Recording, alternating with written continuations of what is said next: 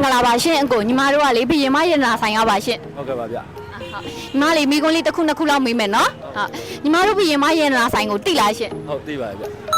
အဲ့ဆိုရင်နောက်တစ်ခုထပ်မေးမယ်နော်အဲ့ဆိုညီမတို့ဘရင်မရတနာဆိုင်ကဘယ်နဲ့လမ်းမှာရှိရလဲရှင် လမ်းနံပါတ်တော့မေးရရ